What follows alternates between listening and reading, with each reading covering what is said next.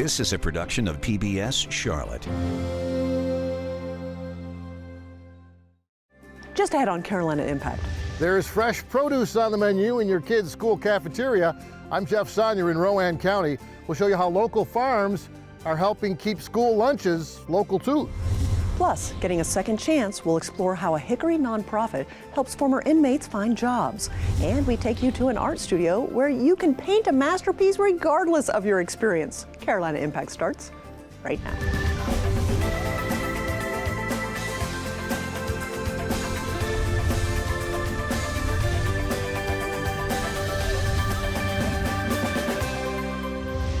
Good evening. Thanks so much for joining us. I'm Amy Burkett. Local ingredients, fresh from the farm to the table. That sounds like a recipe for success at your favorite restaurant, or maybe cooking at home in your kitchen. But how about in a school cafeteria, where better lunches could also mean better learning? Carolina Impact's Jeff Sonnier takes us out to the farms and inside the schools that are benefiting from North Carolina's Farm to School program. Yeah, so it's all about turning what they grow here in these fields into the meals that your kid eats in the cafeteria. Local farms providing local schools with the best and the freshest local produce they can get. So this is our late grape tomato fields, and we do cucumbers and we do strawberries in the spring. Doug Patterson's 550-acre fruit and vegetable farm was founded by his grandfather in 1919. And they've been putting Patterson Farm produce on Rowan County tables ever since. There's no better quality crop than's grown right here where you're standing. You know, everybody knows that fresh vegetables, the fresher they are, the more nutrients you'll receive out of those fruits and vegetables. They're not shipped half across the country. They're not refrigerated for weeks. So they're getting them fresh, right from the farm. And those same homegrown, farm fresh fruits and veggies, the ones they weigh on the scale here at the Patterson's Rowan County Farm Store, well, they're also on the menu here at the Rowan Salisbury schools and other nearby school districts too. It's good. It's all local. It's people that we know, and it was a way that we could connect with the kids in North Carolina so they would know where their food came from. Sometimes students will stop in and ask what that smell is, that it smells really good, and it just gives that aroma, and it just makes it feel like home. School nutrition director Lisa Altman says here at Overton Elementary in Salisbury, their talented cafeteria cooks are also mixing up and browning up and serving up a big batch of these scratch-made Sloppy Joes for lunch, with the fresh ground beef they're using also from North Carolina farms. It's actually really good, very high quality. We made 100 servings of that, and at the end of the day, we only had like 20 left. Yeah, that's great news. Yeah, we love to hear that they love, the kids love it, and I kind of want a Sloppy Joe right now. Jamie Ager works up an appetite, talking with us here in the Big Barn at Hickory Nut Gap Farm, near the mountain town of Fairview, with 4 generations of family farm photos hanging on the barn's old wooden walls, where you can also take in the views and hear the moo from the farm's brushy hillside pasture.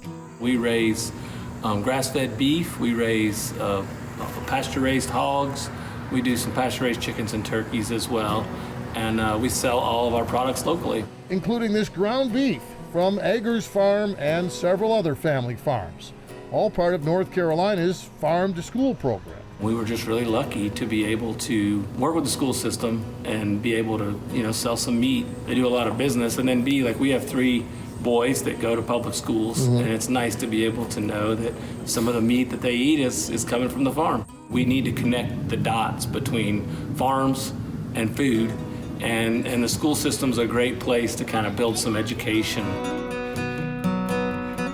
And this is where food education meets food transportation. The Farm to School warehouse with truckloads of North Carolina tomatoes and other homegrown crops rolling in from the growers. The schools order, and we go out and purchase and pick up fresh produce from North Carolina farmers and businesses, because some of it is minimally processed, and then we distribute it to the schools. And we typically do this every 2 weeks, so they have a constant supply of whatever is in season and local. Distribution Director Walter Beal says more than 100 North Carolina school districts participate in Farm to School and other buy local programs. The packing and shipping of all that fresh food is paid for by the State Department of Agriculture. And here's where the education comes in. These Farm to School lesson booklets and other learning tools that the state also sends out to classrooms. And the School to Farm field trips that bring those lessons to life. And it is actually helping us teach the kids what you can buy local so they know where the food comes from. And when you buy local and it was just picked a few days ago, freshness and everything makes a big difference. All that's good marketing, it's a good education, it's a good program all the way around. And growers say Farm to School is good for the farm business too. Those school orders a welcome constant that farmers can depend on to help make their fields more profitable. It's an order that we can plan for in advance. Usually we get our strawberry orders a week to 10 days in advance, which is really good. Strawberries are very perishable, so if we can get that order in early and can plan ahead for it, it really helps us out. Same with the grape tomatoes and the cucumbers that we grow. We'll get that order almost a month ahead, and that helps us plan for our crop and for our sales. Farming is something you can see your results daily. It's satisfying. It's satisfying every day because you're seeing progress.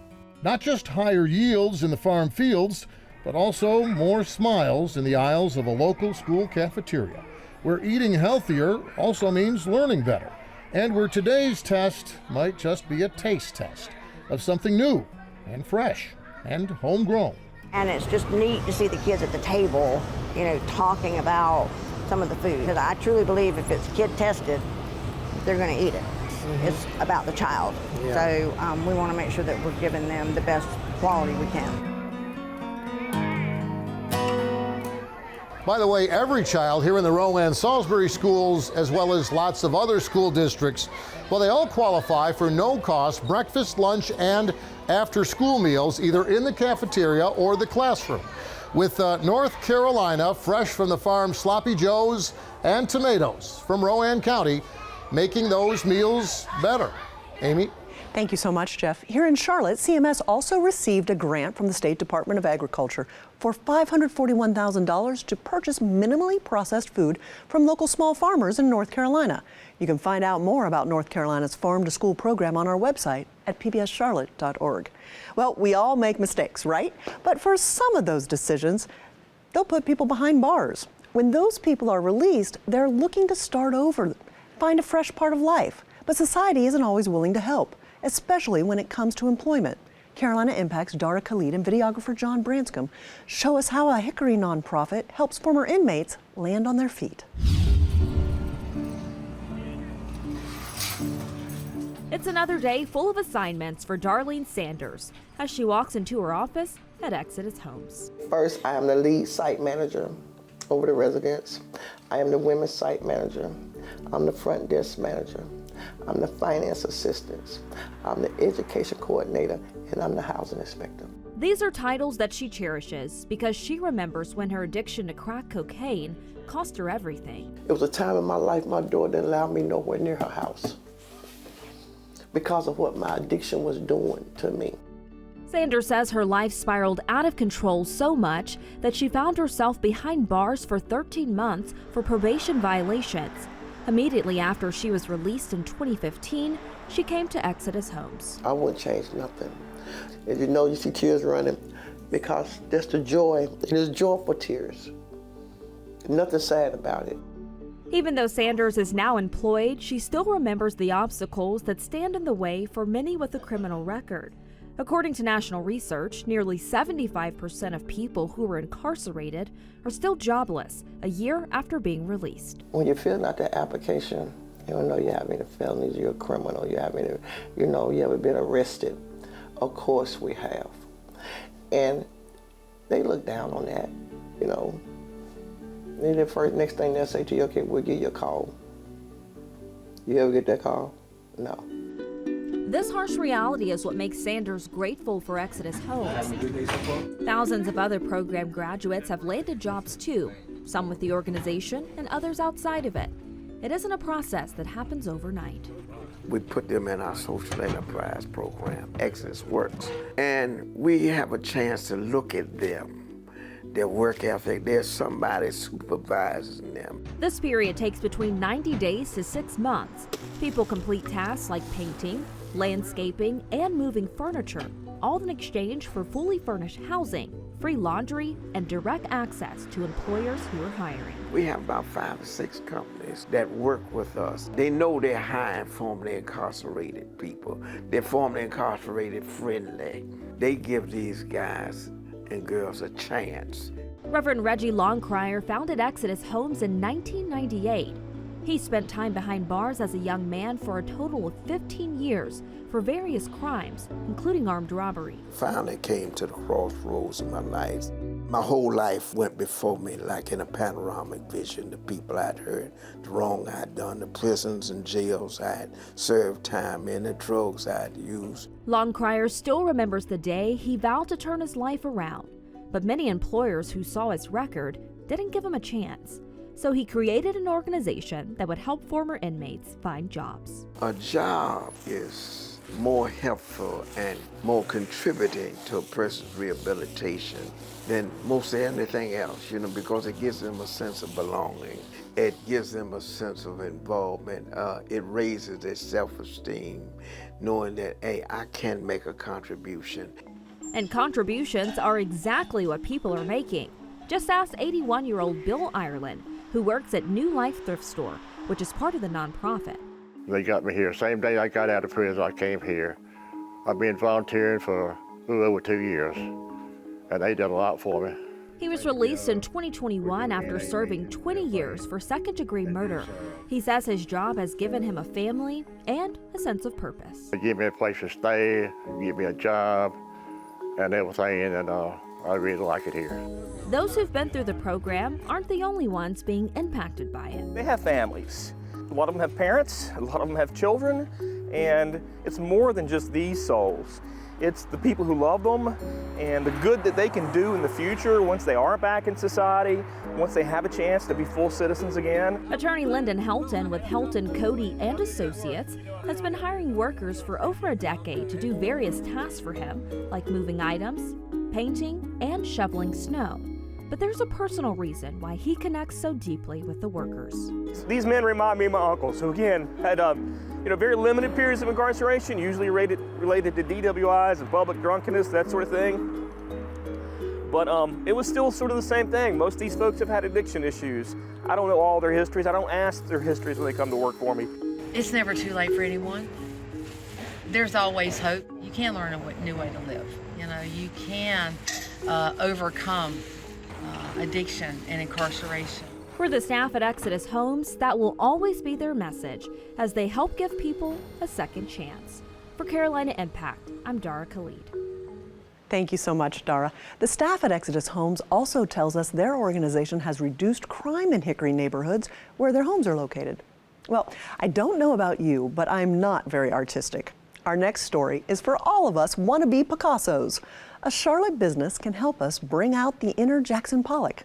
Splatter Charlotte is an interactive art experience that allows anyone to create on canvas, even if we don't have any artistic background. Producer Russ Hunsinger takes us to a messy but colorful group encounter. All right, 3, 2, 1, throw! Mix whatever colors you want. Let's make some art, okay? Let's do it, guys. The only thing that you cannot say in this room is, oh, I ruined it. Because you can't ruin it. Because it doesn't look like anything. It's just colors. Give this canvas the business. This is not for the faint of heart. I mean, throw it. Oh, yeah, that's a good one. They get to show up, make whatever colors they want out of the paints that we have available, and then throw them at large-scale canvases to make one-of-a-kind works of art that nobody's ever seen before. I tried it myself. I wanted to be a part of an art experience where I was in it, making it myself. I thought it was really fun to throw paint at these canvases because it didn't really take any artistic background or know-how to do it. And so there got to be people just like me who want to make their own art, who want to experience things. You come here, you're an artist, all right? Very nice. Talk to them about how to paint, make sure that they understand like what colors make what when you mix them together. They get protective material to put on if they so choose, otherwise they can get a little bit messy if they'd like. If you get paint on your clothes, it's never coming out. So just go forward with that mentality. And then I take them through how to throw paint at this canvas. Throw it down from your hip and go out like this, okay? They do it one time and then they are off to the races. They get to do whatever they want to their canvas. But once the paint leaves your cup, remember, there's nothing you can do about it. So just let it go, right? If you throw something and you're like, I don't love the way that came out, throw something over it, okay? The people who come to Splatter Charlotte are all different groups of people, including families. We've got day dates, anniversaries, birthday parties, two friends getting together. If you want to come solo and make something brand new for your own apartment or house, absolutely. Are you guys having a good time so far? Yeah. Good. It's really interesting to watch people sort of figure out on their own, oh, maybe I could just drizzle it on the canvas. Maybe I can scrape it along the canvas. And they come up with all these different techniques. So it really is their piece of art. And we've done small companies of 4 people. We've done medium-sized companies of roughly 20 people, all the way up to companies of 150 people, all making big pieces of art together. With every team building session that we do, we put your logo right in the middle of that canvas, and then everybody paints over it. And then once it's fully dry, we peel that logo away and reveal it in the negative space of the canvas. It was really good. It was a lot of fun. It's different. I don't think we've ever done anything like this before. It can get dirty, but we love that. It was exciting to see like, okay, what's gonna happen after the next one, and then see what you can do with what we have. Even though you don't know what's gonna happen, just know it's gonna be good. I think it's cute. When people see the canvas after it's fully finished, they are sort of amazed that they made it themselves. Reception's been great. I've got hundreds of paintings that have been created just this year from people who either think that they're an artist or think that they're not.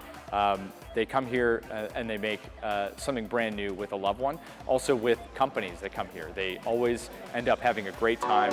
Throw! I hope that Splatter Charlotte customers understand that everybody is creative. Everybody has something interesting that they can add to a creative conversation, an artistic conversation, whether they think they can or not. If you think you can't draw a stick figure, then this is the place for you, because it shows you, yes, you can be creative if you just get out of your own way for like an hour. Stop judging yourself so hard. You could make something that you love. The way I see it is that without any one of you being in this room, this would not be the same painting. If any one of you wasn't here, every throw mattered effectively, right? In the same way that when you're thinking about your practice, the company culture you guys are building together, sometimes you might be thinking like, does the thing that I do really matter? But I think it's important to remember that without you, it wouldn't be the same company. Nicely done. Give yourselves a big round of applause. Good work. Okay, I've got to try that. I'm not an artist, but I think I could be with that story. Thanks so much, Russ. If you or your business are local, the painting will be delivered after it dries. Now, Splatter Charlotte can set up as many as 4 canvases to accommodate larger groups. They're also mobile if you'd like to use your own space. Well, finally tonight, there are fundraisers, and then there are fundraisers. Recently, the NASCAR Hall of Fame Foundation held its annual Over the Edge fundraiser. Carolina Impact's Jason Terzis joins me now to tell us all about it. It's a unique one. It really is, and I think our viewers are going to enjoy this. All right, so here's one for all of our adventure enthusiasts. Would you ever consider rappelling down the side of a building? Would someone have to pay you to consider doing it? Or would you pay for the opportunity? Well, that's what nearly 60 people just did in Uptown Charlotte. The 1960s television series Batman, a true American classic. The crime-fighting duo was known for a lot of things, one of them climbing and rappelling tall buildings. When you think Batman, with people in weird outfits, like the 4 super crooks hanging around here, it's amazing someone hasn't already reported this place to the police. If you didn't know any better, you might think the Cape Crusaders were back. And in Charlotte, rappelling down the Embassy Suites. And Matt, the other half of the dynamic duo of Charlotte Creative Mornings. It was all part of the NASCAR Hall of Fame Foundation's annual fundraising event. It's the 5th year that we've done it. I think giving back has been a big part of NASCAR long before I was around. Instead of doing your typical golf outing or dinner fundraiser, they've decided to mix it up. So the NASCAR Foundation brought the idea to us to have a unique fundraising opportunity. Partnering with Over the Edge, a Canadian-based organization that since its inception in 2008 has helped raise more than $135 million for nonprofits worldwide. They kind of approached us initially to be a partner of theirs, and we just continue to feel like we're offering a really great experience for people that you're not going to have anywhere else. With a DJ spinning tunes and crowds gathering on the Hall of Fame Plaza to watch, participants slowly rappelled down 10 floors from the Embassy Suites roof. Those signing up each raised a minimum of $1,000, which gave them the opportunity to go over the edge. Oh, I loved it. You know, definitely was nerve-wracking. I'm not really a heights person, not really a roller coasters person, won't go skydiving like my husband, but I knew I was in safe hands. Those taking part geared up with all the safety features, from harnesses and clips, helmets and gloves. Then it was time to go up the stairs to the roof, some final instructions from the Over the Edge team, and then it was time. The scariest part is when they tell you, they're like, go up to the edge, just put your feet at the edge, and it's like, oh my goodness, I'm on the edge of a building. But afterwards, once you get started, it's just really fun. I was nervous a little bit. Once I got up there, I was kind of talking a lot of junk on the way up the elevator, saying that I was a little underwhelmed with the height, but yeah, it turned out to be just great. Step by step, down they came, with each rappeller controlling his or her speed. As they scaled down the building, Jordan Dixon and Jamel Roberts had their own cheering section. Our team from our company came out to support us, and then some friends and family as well. And father-daughter tandem Bill McMillan and Carson Little also rappelled together. Heard about it word of mouth a few years ago, and it's been 5 years here in Charlotte. I've done it 4, Carson and I have done it 2 together. A lot of it's definitely your mindset. You have to be able to just kind of go with it and know that you're in safe hands. It's a national organization, so you know that they've got all the safety equipment up there.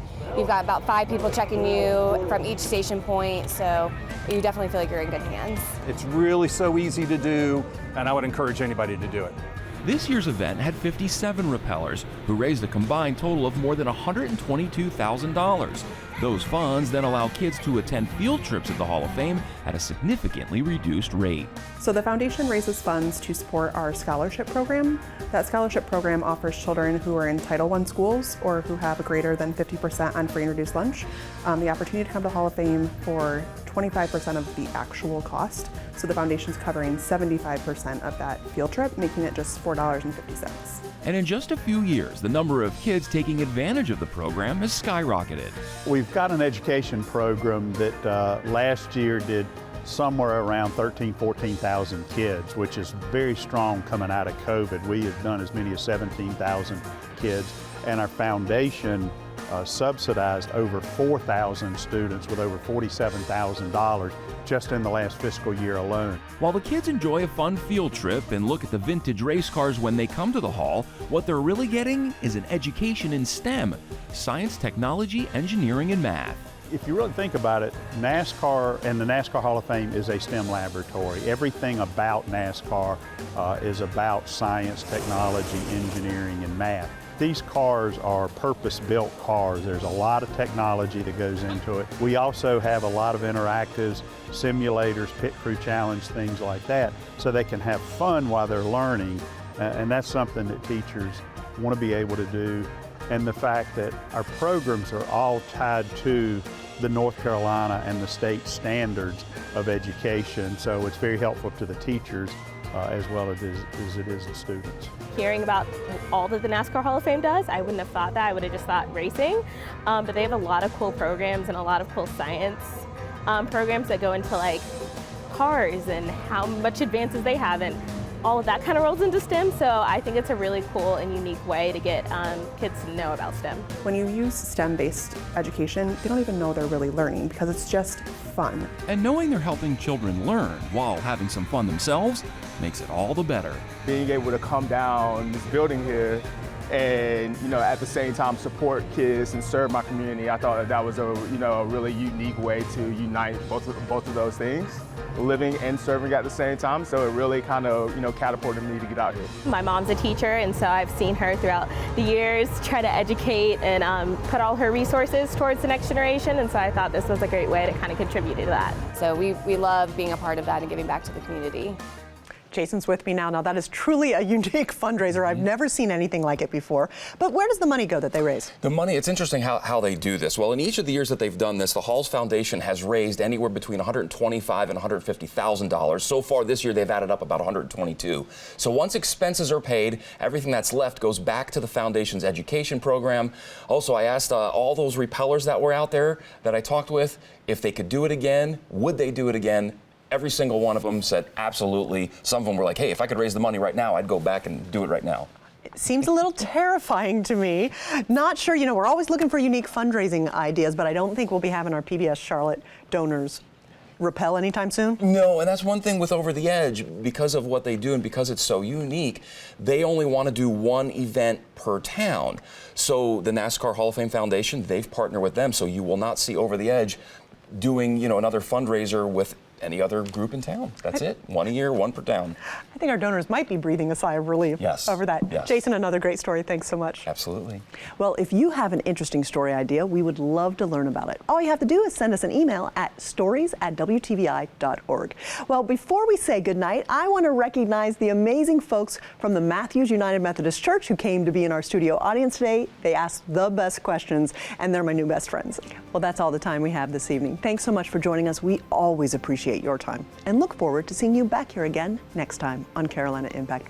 Good night, my friends.